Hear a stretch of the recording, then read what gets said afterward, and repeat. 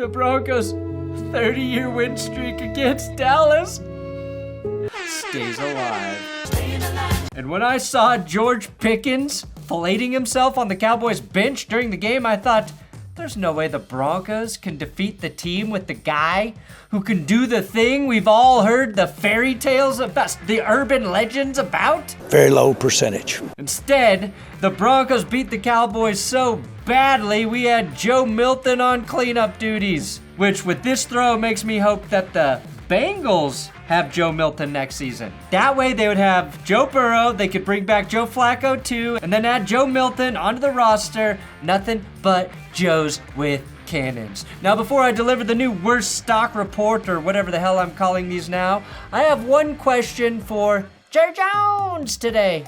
Jerry, what are you sticking to your glory hole? I want me some glory hole. That's right, a boner, which can only be achieved by watching my quarterback, God bless Bo Nix, for 3.5 hours. And if your boner lasts longer than 4 hours, it means he did his job. The Broncos shellacked the Cowboys 44-24. God, saying 44 for my team, it just feels wrong, but it's so right. Thank you, Dallas. That has been on my mind since all spring. 44-24, and I'll tell you what really mattered in this game right after you subscribe, because we're roughly 2,500 subs away from 815,000. Can we get there before November comes?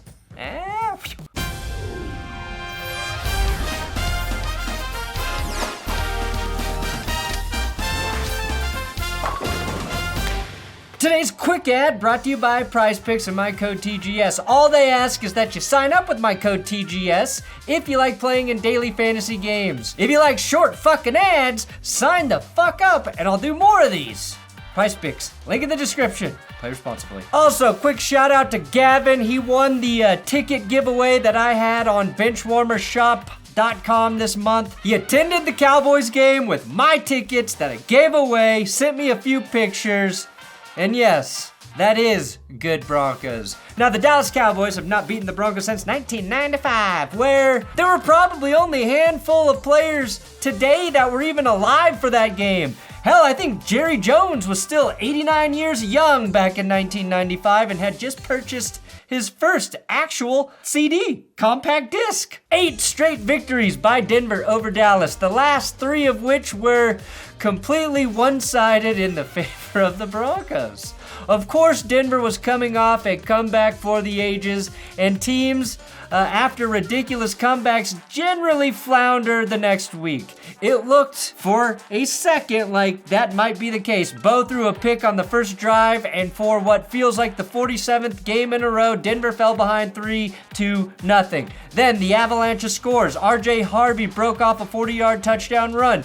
Troy Franklin got wide open for 2 TDs. Pat Bryant had a fingertip grab in the end zone for his first career tutty. And Harvey hit 3 scores with a wildcat run and a walk-in touchdown grab to close things out. Troy Franklin played very well in this game, and it hasn't been easy the last 3 weeks, but it felt easy in this one.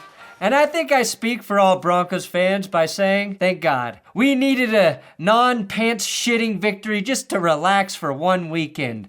Our washing machines have been taxed, okay? And we're running out of pantaloons to shit in. Dallas's 3-0 lead was their only lead of the game. Former Bronco Javonte Williams kept it close early, scoring the first of his 2 touchdowns to make it 10-14. But after Denver extended the lead back to 10, with the Cowboys driving, the Denver defense got a big stop from Jonathan Cooper, who nearly picked Dak. That set up the Pat Bryant TD and a Jahdae Barron interception that ensured Dallas would go into halftime down 17. The Cowboys took close to 7 minutes off the clock coming out of the half. Javonte scored his second and again got the game within reach, 27-17. Sorry, Javonte, you'll never get the revenge dagger with that terrible Cowboys defense. Unlike every other game this season, the Broncos answered every Cowboys touchdown with a touchdown of their own. I have not seen that for years. More than anything, it feels like the Broncos played a nearly complete game. The offense spread out their 44 points evenly across 4 quarters, and Bo Nix looked comfortable for the first time since he was sitting on that cozy couch when the Broncos drafted his pasty ass out of Oregon. Denver is 6-2, and they're still standing atop the AFC West even following the Chargers' victory on Thursday night. I was comfortable saying that this is a good team. Now I think they're a very good team. Maybe they can be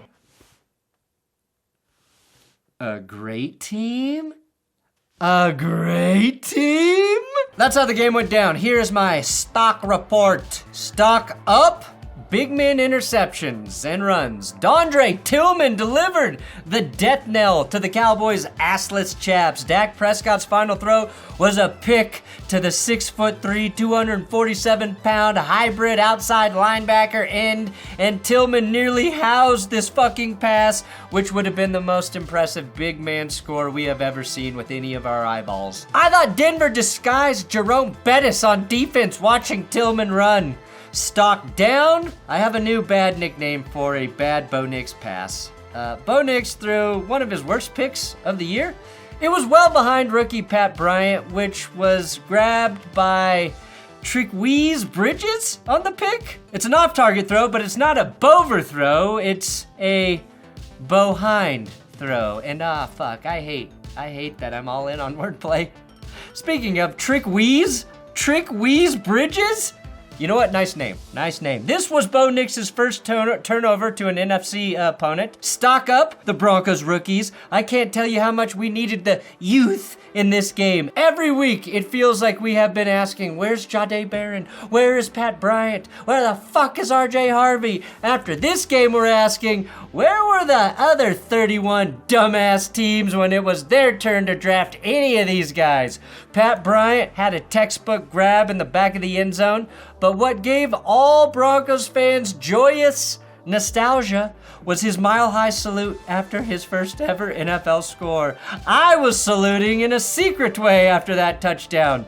That's all I'm gonna say. Congrats, Pat Bryant. Broncos fans will officially die for you now, especially the old heads. Jahdae Barron got his first NFL interception. He was running with tight end Jake Ferguson, who has scored 6 touchdowns in the last 4 games. Well, 5 now. Jake had not only 0 touchdowns, but 0 receptions, and I think Barron was lined up against him a lot. I didn't check, but assume I'm right, because it sounds cool. Jahdae, a key pick, and out of nowhere, Sean Payton found his joker, and my Big Dick Player Award winner, R.J. Harvey. R.J. Harvey put several dents in the Cowboys with 3 touchdowns. The first Broncos rookie with 3 touchdowns in a game since Clinton Portis back in 2002. The greatest performance by a Harvey since Harvey Keitel in National Treasure. What? Sue me. Sue me, I love that movie.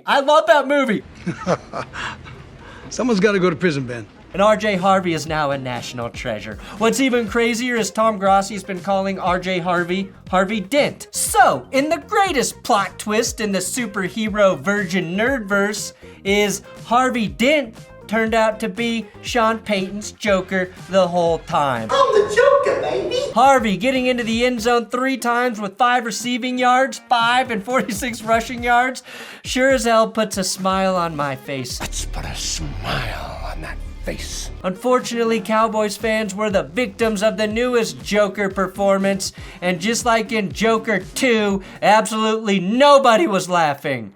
And another game like this, they'll be asking for their goddamn money back, Jerry. Last week, Harvey had 0 rushing yards. He's had 5 games this season with 12 rushing yards or less, or fewer, whatever it is. They've been using him in the passing game more, but just 2 TDs heading into this game, and now he has 5, and I'm starting to see the vision for him, and it's pure destruction. Stock down, the Cowboys defense. Now, it's hard to be worse than the worst, but you did it, Dallas, and you did it convincingly. And now I'm a little scared because I think the Broncos offense might be a juggernaut, simply because they played the Cowboys defense. I almost feel like the Giants and the Cowboys teamed up to trick me into having too much confidence about my team. Just like Kelsey McCarthy in 9th grade. Let me make out with you, huh, Kelsey? And then I asked you to dance at homecoming, and what do? You laugh at me. You laughed and you pointed and you yelled, "Ooh, look, Weird Nipples Perna thinks I would dance with him. My nipples are normal, Kelsey. You didn't even see them." And the more I would show people my regular nipples in high school, the weirder it made me look. And you knew what you did. Heard your husband's in jail now. So who got the last laugh, Kelsey? It was me. Sorry. Where were we, Dr. Stevens? Oh, fuck, this is not therapy. The Cowboys' bad defense entered this game allowing 29.4 points per game, 29th in the league, and they're going to leave Denver allowing 36 points per game after getting a 44.426-yard game dropped on their heads. They were already worst in yards allowed, now they'll be even worsterest. Hell, they let up 7.5 yards per play against Denver.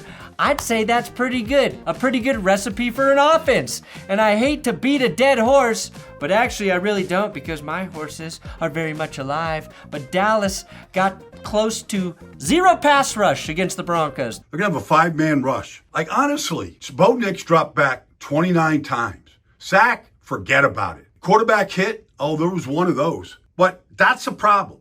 Coverage is a problem. Stopping the run is a problem. Hitting a quarterback, forget about it. Denver didn't allow a single sack, and I really can't help but think they'd be better with a certain someone on the edge. But what do I know? Your defense gave up 179 rushing yards, Micah's alleged deficiency. Only the Bengals gave up more to Denver this season, and I have never, ever seen Bo Nix have so much time to throw in my life. Your trade is terrible, and you're so dumb for doing it. And his thing is so small. Even the one interception Dallas got on the first drive was the result of either a very errant throw or a miscommunication between Nix and Pat Bryant.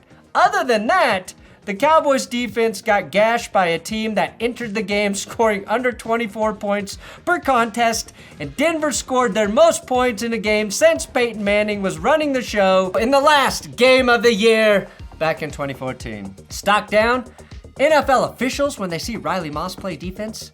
I'm so happy that I don't officially have to bitch about the refs like last week. But guys, do we really need to throw 3 flags for a Riley Moss pass interference? 1 will suffice. You don't get paid bonuses for throwing flags on white corners. We get it. You think he's too eggshell to play corner and guard CeeDee Lamb.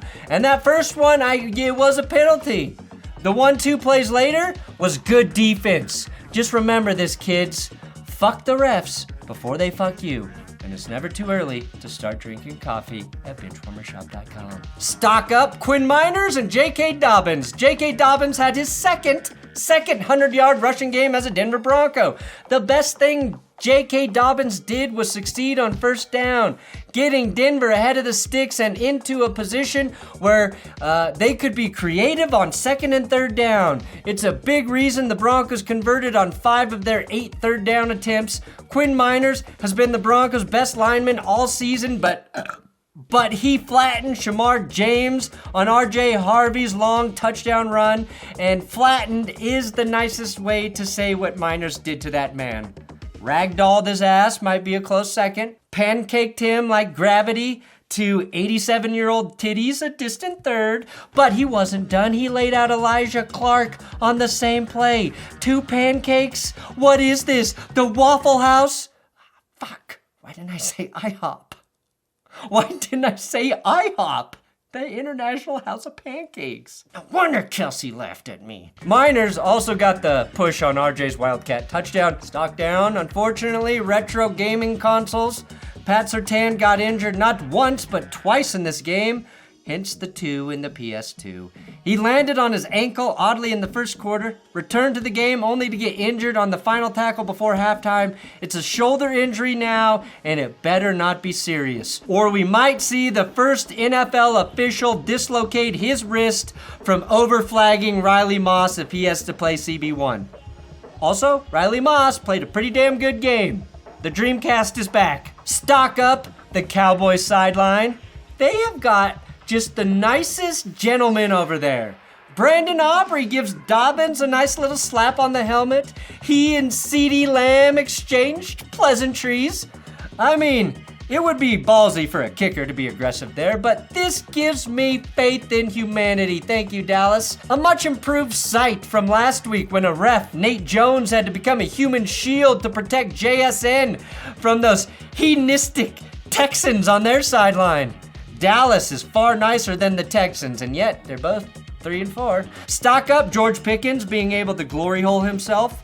Guys, I'm gonna be thinking about this for a while. Smiles and glory holes. Stock up, pencils. Brian Schottenheimer rocks 3 in his visor, which makes him 3 times better than Matt Patricia as a head coach, which still might not be good. Stock up. Still the Broncos throwbacks. Oh God, they are glorious. These uniforms are perfect. Stock down, the NFC East versus the Broncos. The Broncos have thoroughly dominated the NFC East this season. Okay, maybe that's a bit too strong, but they are 3-0 with 2 shocking comeback wins and now a brutal beatdown over the Cowboys dating back to 2021. They're 6-2 versus that division with only the Commanders stopping them from going 4-0 this year. Overall, Bo Nix has faced the NFC South and the NFC East as his 2 interconference matchups, and he is 7-0. And my final and most important stock is Bo Nix, whose stock is all the way up.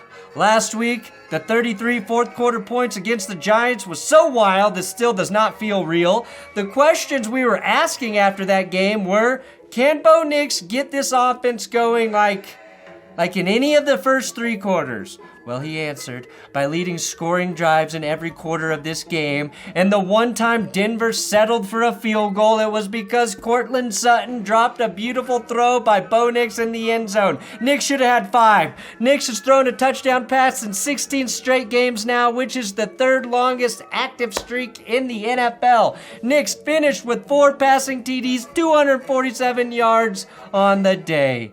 And finally, I was obviously joking about National Treasure being my favorite Harvey Keitel flick, okay?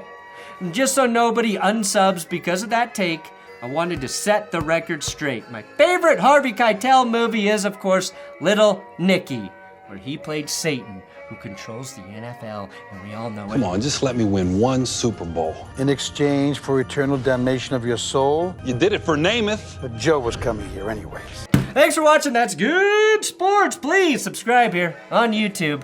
That is how I validate my entire existence. So please, God, sub. What do I gotta do? Do I gotta Pickens myself to convince you to sub here?